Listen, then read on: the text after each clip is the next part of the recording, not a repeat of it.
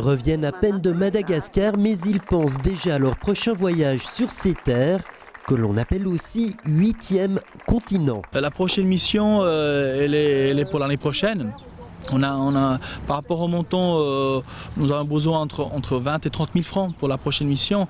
Le but, c'est de prendre en fait un centre médical où les gens ont des dépendances, des adultes, hein, et typiquement vis-à-vis de leurs besoins en temps d'eau ou tout ce qui est sanitaire, un puits serait vraiment nécessaire. Ils, ce sont les bénévoles de l'association Puits à Madagascar, une association fondée en 2010 par 4 personnes qui se sont données pour mission d'amener de l'eau aux plus démunis de cette île. On voulait vraiment participer à un projet de A à Z. Et Madagascar, c'est un pays, en fin de compte, qui est déjà francophone. Donc au niveau de la langue, c'était beaucoup plus facile au niveau de transmettre la compréhension des besoins et aussi de dialoguer, de pouvoir aller un peu plus loin avec eux. C'est pour cette raison-là qu'on est allé, on va dire, sur un pays tel que Madagascar. Leur première réalisation remonte donc à avril dernier pour une école située dans la région de Tuléar. C'est vrai qu'il y a des forêts luxuriantes, par exemple dans l'est du pays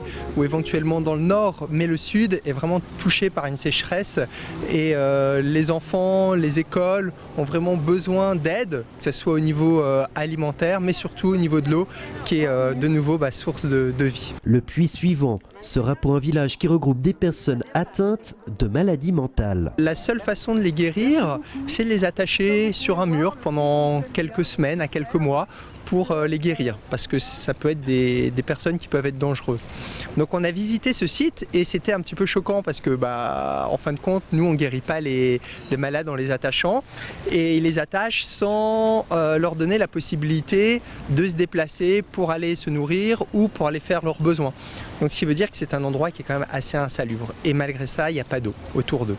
Donc le but c'est de construire un puits où des personnes puissent leur apporter de l'eau, qu'ils puissent se laver, qu'ils puissent boire, pour qu'ils puissent, on va dire, vivre un petit peu dignement. Et pour choisir les endroits où ces bénévoles mèneront leurs actions, l'association s'appuie sur d'autres ONG déjà actives sur place. Mais notre contact principal, c'est la société Seria. C'est Bernard Viau, qui est spécialiste de la construction des puits. Donc c'est un Français et il connaît bien le territoire parce que c'est un puisatier qui a construit à peu près 100 puits. Donc il connaît aussi bien les nappes phréatiques, les sources, que, on va dire, tout ce qui est lié à la construction des puits. Chaque action coûte au total plusieurs milliers de francs et pour leur prochain projet, l'association est à la recherche d'une foreuse. Par rapport au puits, ça nous permettrait de construire beaucoup plus rapidement parce qu'aujourd'hui, le président qui est allé sur place a pris 3 semaines pour la construction du puits. C'est quand même un investissement, sachant c'est du bénévolat, donc on travaille aussi, donc on a 4 semaines de vacances, un père de famille, donc il prend de son propre temps aussi. Donc avec une foreuse, vraiment en 1 semaine, on pourrait finir le projet. Pour financer ces projets, l'association Puits à Madagascar organise des ventes d'objets, des tombolas et récolte des fonds dans les commerces.